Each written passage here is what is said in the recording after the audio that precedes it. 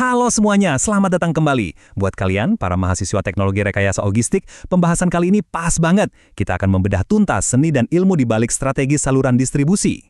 Pernah kepikiran nggak soal ini? Nah, jawabannya itu bukan kebetulan sama sekali nih.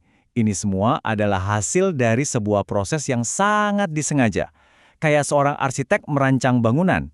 Kita sebut ini desain saluran distribusi. Yuk, kita selami lebih dalam lagi cara kerjanya.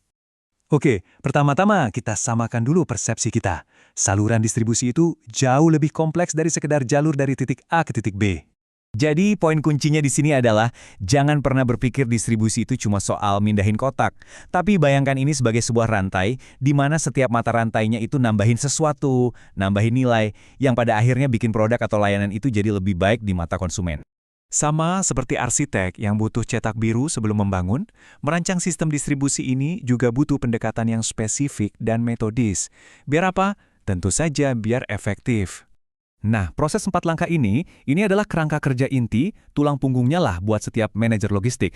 Inilah yang akan memandu kita mulai dari ngertiin apa maunya pelanggan, sampai akhirnya kita bisa memilih jalur yang paling sempurna untuk bisa sampai ke tangan mereka.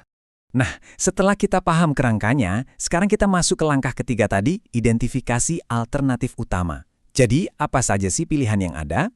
Secara umum, ada 3 jalur strategis utama yang bisa dipilih perusahaan. Mari kita bedah satu persatu. Oke, ini dia ringkasannya. 3 strategi utama dengan fokus yang beda-beda banget. Tapi yang paling seru itu bukan cuma teorinya, justru bagaimana ketiganya ini kelihatan banget bedanya di dunia nyata. Sesuai namanya, eksklusif.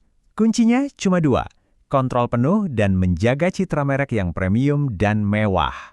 Nah, kutipan ini keren banget buat ngegambarin kenapa perusahaan memilih eksklusif.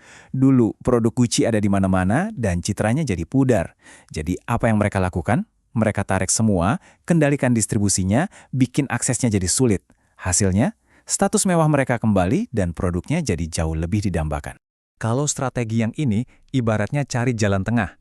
Tujuannya adalah dapat jangkauan pasar yang bagus, tapi di saat yang sama tetap punya kontrol yang cukup kuat terhadap di mana dan bagaimana produknya dijual. Apple ini contoh yang sempurna banget. Coba deh, Anda kan nggak bisa beli iPhone baru di sembarang counter HP kan? Tapi mereka juga nggak eksklusif-eksklusif banget. Mereka pastikan produknya ada di tempat-tempat pilihan, di lingkungan retail yang premium dan berkualitas tinggi, yang pastinya sesuai dengan citra merek mereka. Kalau yang ini tujuannya simple banget. Kenyamanan dan saturasi pasar. Pokoknya produknya harus ada di mana-mana, di setiap sudut di mana calon pelanggan mungkin berada. Coba pikirin deh, produk-produk yang kita beli itu hampir tanpa mikir. Makanan ringan, minuman dingin, koran. Keberhasilan produk kayak gini itu ya bergantung 100% sama ketersediaannya. Pas kita mau, barangnya harus ada di depan mata. Oke, sekarang pertanyaannya, dari ketiga strategi tadi, gimana cara milih jalur yang paling pas? Dan gimana cara membangun kemitraan yang solid?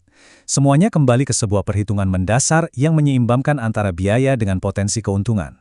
Pada akhirnya, ya ini dia rumusnya. Keputusan akhir itu selalu tentang membandingkan. Kira-kira berapa banyak penjualan yang bisa kita dapat dari saluran A, lalu dikurangi dengan berapa biaya yang harus kita keluarkan untuk jualan lewat saluran A. Mana yang paling menguntungkan, itu yang diambil.